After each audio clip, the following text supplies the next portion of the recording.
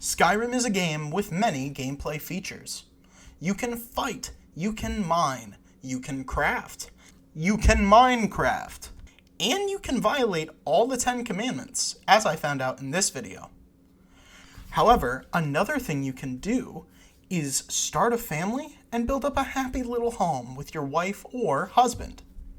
However, what if the last Dragonborn married the toughest lady in the game and brought her with them everywhere they went so that she could fight their battles for them? Can you beat Skyrim with only your wife? Mjoll Edition. Why did we pick Mjoll? Simple. She's literally immortal. She's the only female follower in the game who is fully essential, forever, and can be married. Serana and Frea cannot be married, which I think is absolutely diabolical because I have a massive crush on every character voiced by Laura Bailey, and Serana is the best developed character in Bethesda's entire library. Anyway, Mjoll is pretty cool, but she's going to require a ton of setup to attract her to my side. We start out in Helgen, and I make a very default Breton named Wife Guy for the magic resistance. Then we escape Helgen with Ralof so I can gather Imperial armor and sell it to level up Speechcraft slightly faster since it's worth more. Then we head to Riverwood, then to Whiterun, and then to Dawnstar via the carriage so that we can steal things from the invisible chest that contains Akari's inventory. We can get a bunch of really high-level loot here and then sell it back to her, or just take her gold and sell the items to other people. We can also reset her inventory by quick saving and punching her right in her kitty teeth, then quick loading to before we hit her. After a few rounds of this, we go to Arcadia's Cauldron in Whiterun to obtain the necessary ingredients for a Fortify Restoration Potion, and then we attempt to perform the glitch we need to perform here. Here's how it works. Step 1. Put on any Fortify Alchemy armor. You're going to want to have at least 4 of these. 2. Create a potion of Fortify Restoration. I'm leaving that in. 3. Leave the alchemy menu. 4. Take off the alchemy armor. 5. Take the potion. 6. Put the armor back on. I'm not going to bore you with the details of how it works, but basically, all buffs in the game are treated as restoration magic. So if you fortify your restoration, it fortifies all the buffs. You're going to want to rinse and repeat this, and you should be getting an exponential knock-on effect.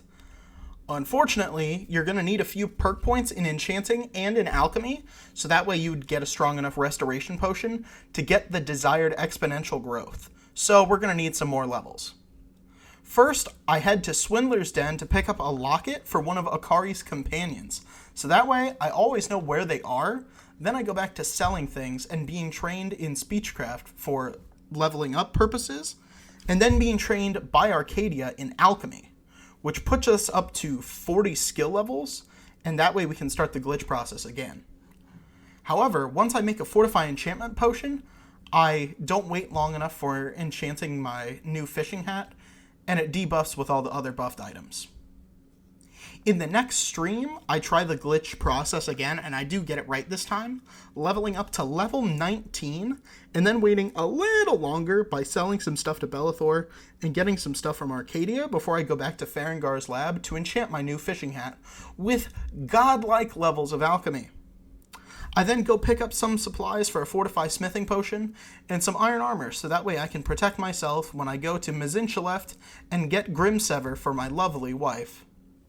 I use the potion and create some armor capable of withstanding the full power of a semi-truck ramming into me at full speed. This is going to be a gift for Mjoll later, along with her sword, so I head into the Dwemer Ruin. It's actually not that strong of an armor set, since it doesn't cover my whole body and it doesn't resist magic, so we still kind of get dicked on in this dungeon. Running past the Falmer gets us damaged quite a bit more than I thought. However, we keep going to the final area where the Falmer chasing us have to fight the Dwarven Centurion for us, And while we try to find Grimsever, the steam from the Centurion superheats my armor like a lobster shell and cooks me alive inside of it only one time, before I find it the next time, run into the elevator, and leave.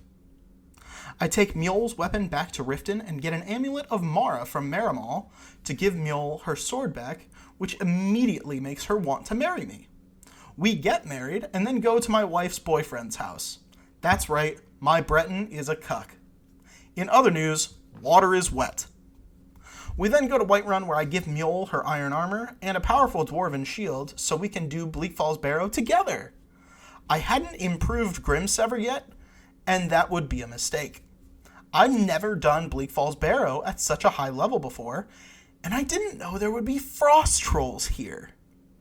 Mjoll gets stuck fighting one, and we run into the temple to try and get her to follow us, but this trick to get your follower to follow you only works reliably in Fallout 3 and Fallout New Vegas. We fast travel back to Riverwood, and this does seem to fix the issue. Then we fast travel back, and she starts taking down the bandits, but they're actually fairly tough, and they're doing some damage to her with the, only covers the torso issue. However, she's still very strong and helps clear out all the bandits up to the spider. After that, I accidentally hit Arvel, and I didn't have a recent save, so I guess we failed the challenge? I don't know, it didn't level me up or anything, and he was gonna die anyway. And look at Randy Orton slithering. Oh, watch out, watch out, watch out, watch out! KO! Here's the cover! Speaking of Arvel's death, we then had to fight some Draugr, and due to Grimsever being an ice-type attack, it's not very effective on the ice-type zombies. Go figure. However, Mjoll still does get the job done, with a little help from us baiting the zombies into a trapdoor. We continue onwards until we have to fight another frost troll, and this is just ridiculous. Grimsever isn't effective on him either, plus he heals, so it takes a long time for her to actually take it down. We eventually get to the claw door, and I nail the combination first try without looking, because I'm a badass like that. And then Mjoll the Lioness has to fight a Draugr Scourge Lord, while Wife Guy watches from the sidelines, since he's the second biggest cuck on the internet. Sorry, Ian. When we leave Bleak Falls, I decide that Grimsever could use an upgrade, so we go back to Swindler's Den to grab the refined malachite, so that way I can improve my wife's lovely weapon, and then she can kill things for me even faster. I also just decide to give her a full set of improved armor, plus an improved bow. Then I give myself some fur Yeezys to protect my feet from the cold. She is now functionally immortal, even more than she was before. We head towards the dragon at the Western Watchtower, and I realize that even though I improve the bow, it doesn't do nearly enough damage to kill the dragon in one shot like her sword should, because we didn't enchant the arrows, just the bow. However, she does use Grimsever to one-tap the dragon as soon as it lands, and then we absorb its soul before the next stream. We go climb up the wrong mountain, then climb up the right mountain, and find a frost troll on our way to talk to the Greybeards and do their stupid bullshit. We do the aforementioned stupid bullshit, head back to Whiterun to upgrade my own armor set, and then go to Ustengrav, where Mjoll absolutely rips it way harder than Gunjar did in his video. We grab the note and decide that I'd rather go use the wooden plates we've been hoarding than go talk to everyone's least favorite Cumrag. With help from Twitch user LavChaser, who joined me through most of the last stream, we clip through the gate and we open it so we can use the elevator down to the chamber holding the Elder Scroll. That's when I realized that I don't have the lexicon yet, so I went up to Winterhold. At Winterhold, I realized that I wanted to hop off this cliff to go find the outpost rather than taking the safe way down. I then gave Mjoll and myself a health enchantment to give us a few 100 million hit points, and then jump off the cliff. We head over to the outpost and get the lexicon, grab the scroll, then go fight Salaknir for about 2 seconds. Funnily enough, since I'm not attacking yet, and Mjoll won't either unless the enemy is actually hostile, I actually get to hear some dialogue with Alduin for the first time in my entire history playing Skyrim. I was hoping Mjoll would kill Salaknir before he became corporeal again, but instead she waited for a while, and then she one-taps him and he dies like a bitch. It is now that I have to infiltrate the Thalmor embassy, and I can't bring my beautiful wife with me, so she lends me Grimsever since I have to kill at least one soldier to get the key out of here. In hindsight, I probably could have waited and found a Fortify Sneak enchantment and then used that, but I'm not sure that would have worked, and technically, both her and my wife's boyfriend's property is mine since we never signed a prenup, so technically Grimsever is also mine to use if I want. I leave the embassy and the Thalmor follow me, so I put them up against the Frost Troll in the basement. They win and follow me outside, so I have to run away very quickly back to Riverwood, where Delphine tells me I need to find Esbern. Mjoll hates the criminals of Riften, and she enjoys eradicating the filth hiding in the Ratways as we find Esbern and get him to follow us back to Dolphin. It is here where Mother Nature herself tried to stop me from beating this run, as a frog jumped on my leg in the room where I was recording, and I literally screamed like a bitch. I'm just going to include the full footage here of how I dealt with the frog. Enjoy. Ah, fuck! There's a fucking frog in here. What the fuck? How did a fucking frog get in here? Ah! What the fuck? Why is there a fucking frog in here? This is literally my nightmare. I'm terrified of frogs. Motherfucker. How the fuck did he get in here?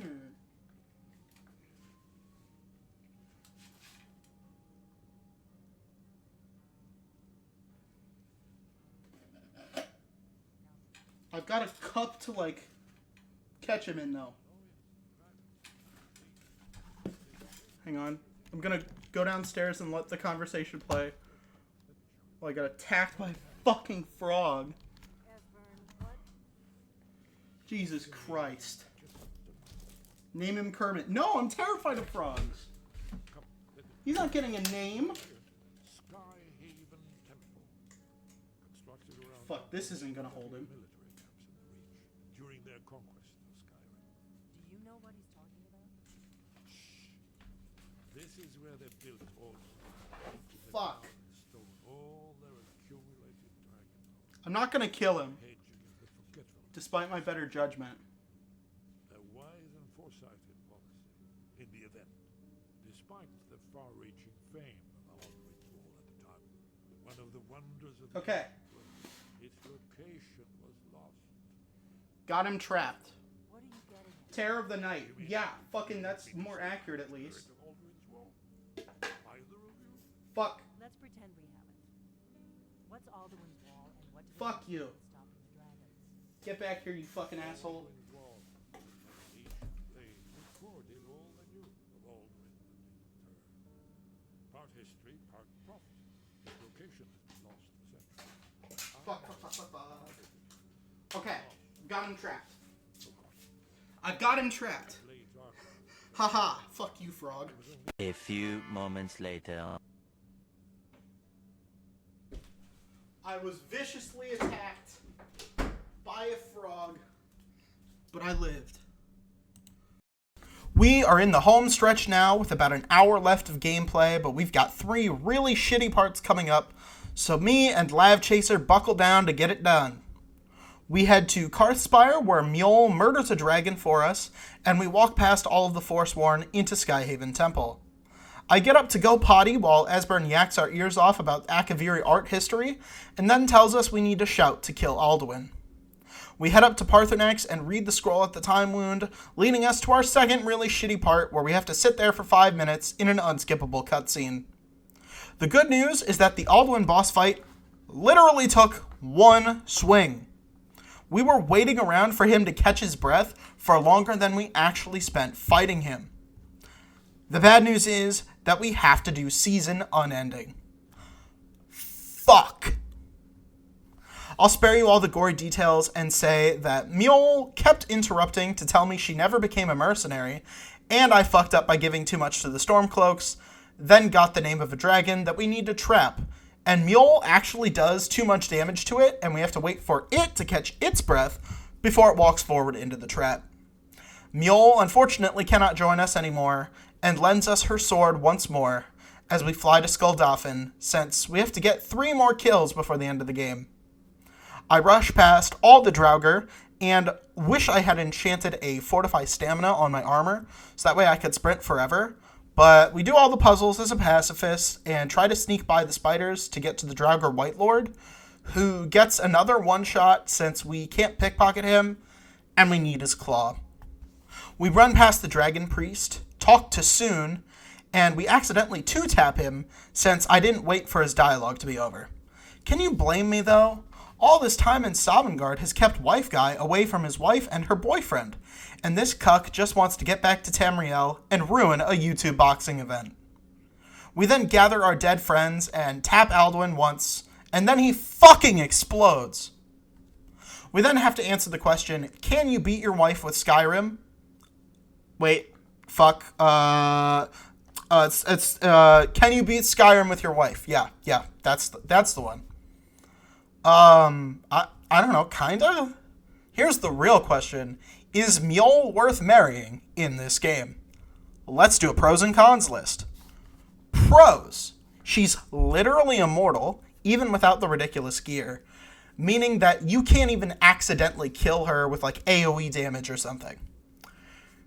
Pro number 2. She's a strong and capable warrior with a good sense of honor and integrity.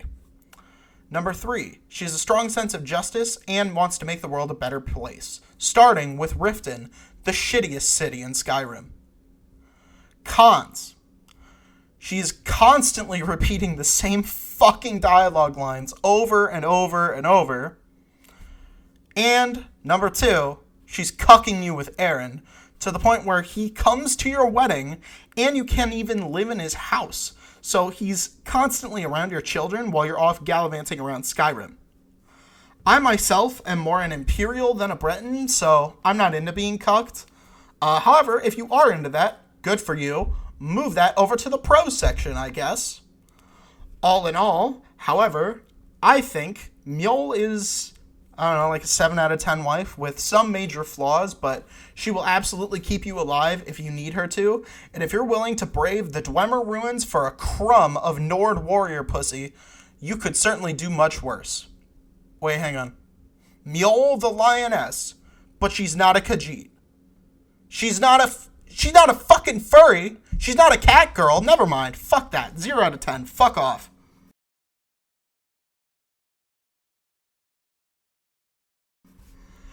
Thank you all so much for watching.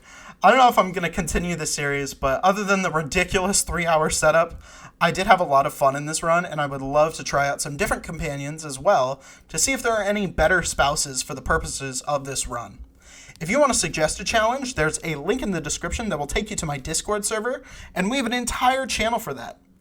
We would love to have you. Please stop by if you want to talk to other fans of the channel, suggest any videos or games for me to play, or you just want to spend some more time talking to me, because I'm pretty active there.